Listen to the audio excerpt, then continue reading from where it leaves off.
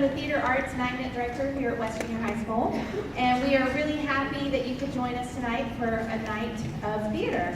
So this is our one-act showcase. This is kind of our first opportunity of the year for the students to show you what they've been working on. So I'm really pleased for you to see their growth and what they've been able to accomplish. Just a little information that's also included in your brochure or your program is that this consists of 2 one-act plays. They are both around 25 to 30 minutes long, and I do ask that the students stay for both shows. It's a wonderful experience for them to see the other students perform and appreciate their work as well. So if you would mind staying for both as well, I would appreciate that. The entire show should only be about 1 hour, maybe 10 minutes or so not too painful, I hope. There will not be an intermission, so if you do have a ringing cell phone or something, if you could quietly step outside, we would really appreciate it. On the subject of cell phones, if you could silent or turn off your cell phone, it really helps with our wireless microphone signal. So if you could please make that happen, I would greatly appreciate it. Tonight in the audience, we do have a large number of West students. If you're a West student, raise your hand, please. Okay, great. Happy to see you here to support the theater program. Listen now, parents, I would appreciate you kind of encouraging these students around you to behave with proper audience etiquette. So we do expect them to be paying attention just like you are, not using phones, not having side conversations, and so forth. So students, it's a great chance for you to show these parents that you know how to behave. So once again, I am really happy to see you. I'm so happy that you're here.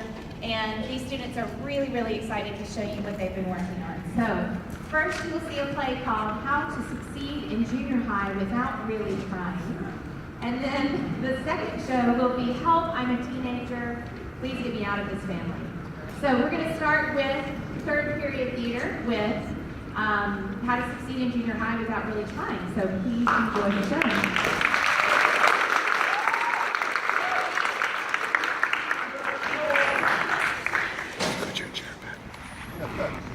I'm gonna lean on your chair. Good afternoon, 6th graders. We have temporarily kidnapped your teachers and have infiltrated your scheduled assembly on dress code compliant footwear to bring you the following public service announcement. Over the next several minutes, we will be showing you a series of tips and tricks that will guide you through your upcoming two-year nightmare. So please, listen closely while we change your lives. Presenting for the first time and only time, How to Succeed in Junior High Without Really Trying. Lesson 1. Homeroom. The first part of any student's day is the simplest, yet there is one crucial component that must be handled with great care. Attendance. If you miss too many days, it could mean trouble. Which is why we suggest a simple workaround, and that is... Legally change your name to what? Here's how it works. Now that your name is what, if you can't make it to roll call, no problem. Your trap has already been set. Alicia Walker, Present. Robert Walters, Present. Erica Weinstein, Present. What, Present. Jennifer Wilkins, Present. And just like that, without breaking a sweat, you've got yourself a devoted and completely unaware accomplice. Thanks, Erica Weinstein. What? Other than what, there are a wide variety of names to choose from, such as sorry, and repeat what you said a second ago. Be sure to receive a caution. However, such names can have confusing ramifications later in life.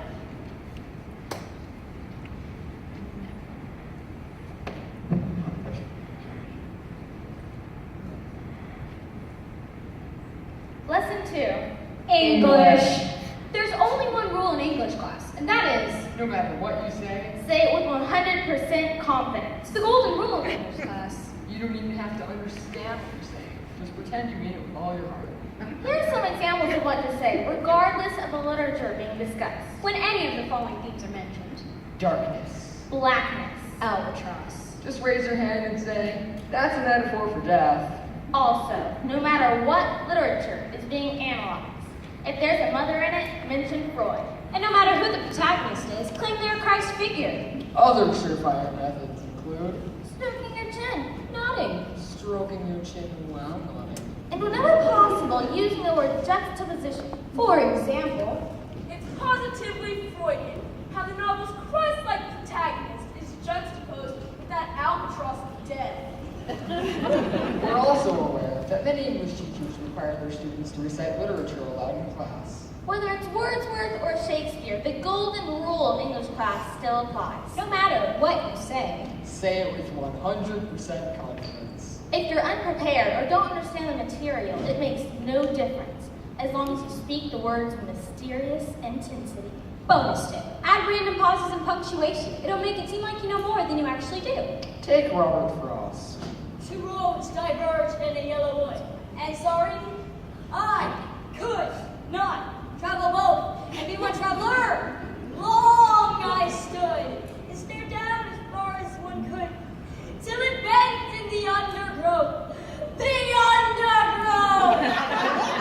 This same method can be used with anything ever written, so feel free to practice at home with more familiar material. Now that it is raining more than ever, know that we will still have each other. You can stand under my umbrella. You can stand under my umbrella. Ella. Hey.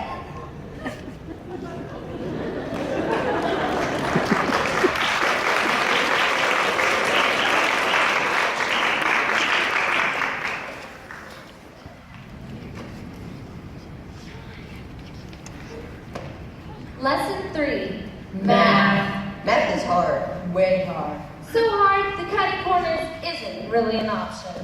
Which is why we say, if you can't beat them, Join them. And here's how. step 1, identify a math partner. This partner must be, without a doubt, the best at math in your class. You're looking for a very specific breed of student, so the selection process is key. Allow us to demonstrate. Say you're a girl, I'm a girl. and you are looking for the smartest male mathy in your class. First, you need to carefully scrutinize your options. Subject A, Note the higher than average definition the subject's arm muscles. This likely means that a disproportionate amount of his spare time is spent in the weight room. and as the saying goes, If he's wailing on his pecs, He ain't solving for X. physique test fail. subject B. Determine if the subject's clone can be identified at a 10-yard range. Cologne check. It can therefore be inferred that subject's focus is on what's inside his mirror and not what's inside that parabola. Smell test, fail. Subject C, Socks match scarf? Style test, fail. subject D, Subject's 5 o'clock shadows and barbed wire tattoo clearly indicate he is well into his 20s. Therefore, subject is likely taking basic algebra for the 3rd or 4th consecutive year. H test fail. Subject E. Below average physique. Faint odor of generic brand body soap. Attentive matching yellow and purple. Suitable age range, as evidenced by the Dora the Explorer lunchbox. Furthermore, said lunchbox can indicate an even younger age, implying at least one skipped grade. Ladies and gentlemen, jackpot. Step 2, use complex strategic maneuvering to arrange a social interaction. Want to go out? Yes. Step 3, automatically master math through osmosis. By merely spending time with your new partner, math expertise is effortlessly attained, as equations and theorems literally seep into your pores. Check out the cosine on this chicken tender. That boy thinks he's the square root of 4 cool, square root of 16 school. Math-tastic, high square root of 25.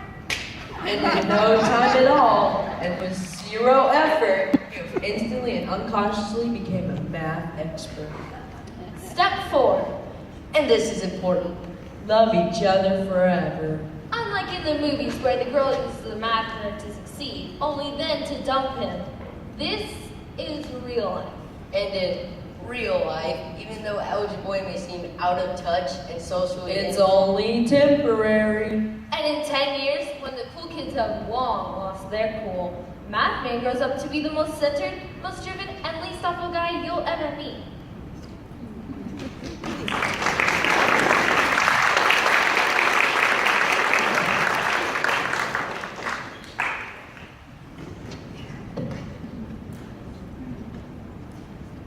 Lesson 4. Foreign languages. First and foremost, because time limitations prevent us from covering all foreign languages, we are required to draw one at random from this box. From our drawing earlier, we have selected a language, and that language is French. French it is. Now, regardless of the foreign language you're taking, the recipe for success is the same, and that is If you're ever in a tough spot where you don't know what to say, just rattle off random words anyone would know. To illustrate, here's the student's class presentation on Parisian travel.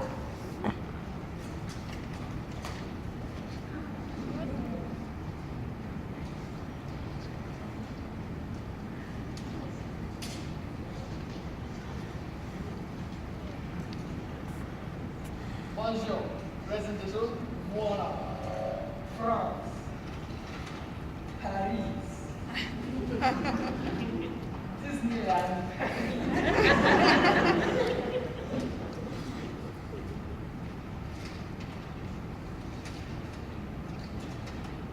Limo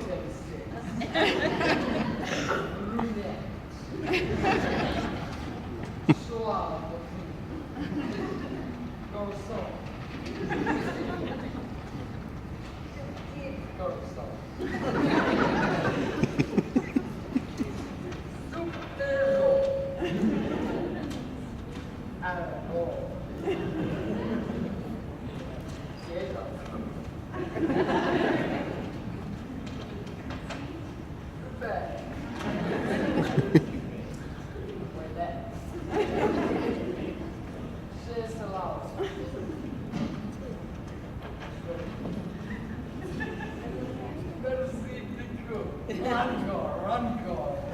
that's all it takes. And in the rare event your teacher doesn't buy it, you'll be ready. Monsieur, your presentation was a disaster. All you did was rattle off random words anyone would know.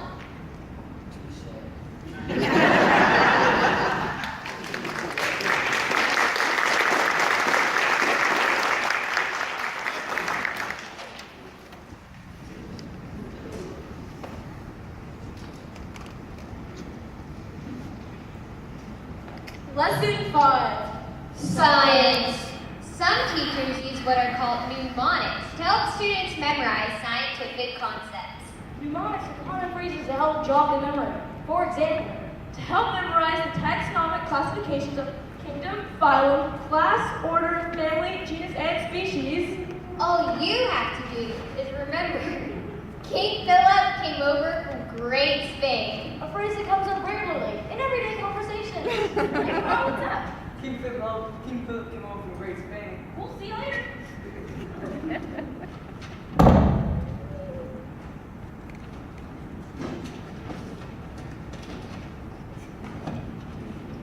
We found that current mnemonics are old-fashioned and thus no longer effective. For easier memorization, we recommend new and improved versions.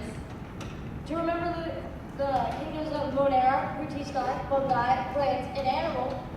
Just think. My pants feel pretty awesome. Or remember the 4 DNA components. Threonine, adenine, enzyme, thymine, and cytosine. Just think. Go away, Tom Cruise. It's that easy.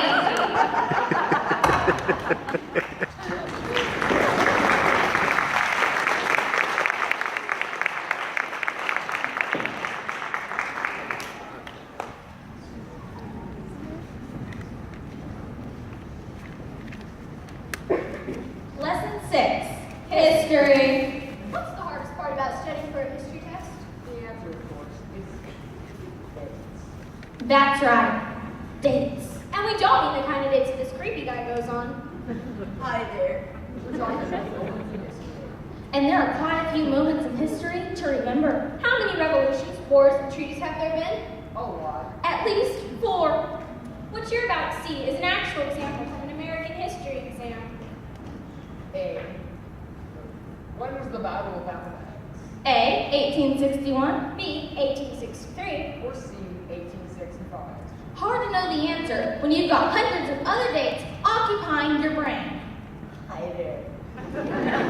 Which is why we have established ways to make study easier. Notice a common thread among these dates. That's right, they all start with 186. The odds are that the final number will be different for each option. So when you're studying, you only have to remember 2 words. Mathematics and 5. By cutting out 75% of your work, a 1-hour study session now lasts 15 minutes. Decoration. 6. Watergate. 3. Move. 9. It's that simple. 1 digit is all you need.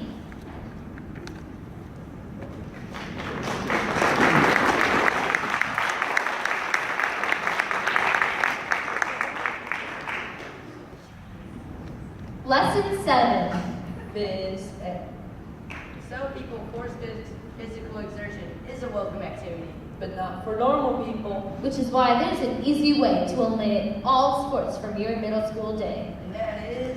Let your voice be heard. We are sick and tired of the violence, of the barbarism, and of the inhumanity.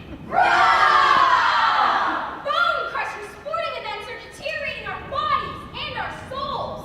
Just look at what happened to Timmy Johnson's finger. It hurts a little. No more touchdown baskets. No more curveball pucks. We have had it up to here, with holes in 1, holes in 2, and most of all, holes in 3.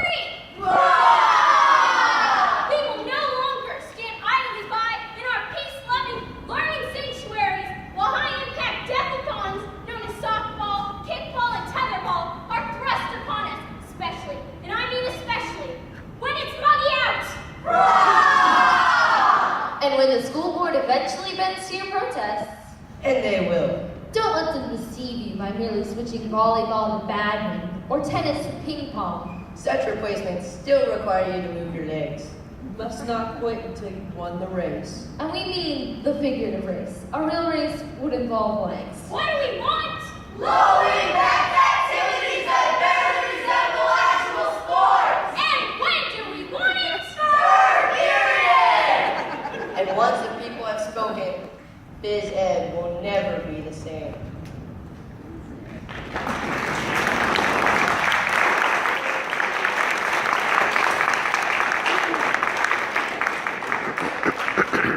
And that concludes our final lesson. We hope you'll apply some of what you've learned today and succeed in junior high in flying colors. And if you fail, we're sorry. This has been How to succeed in junior high. without really trying. Your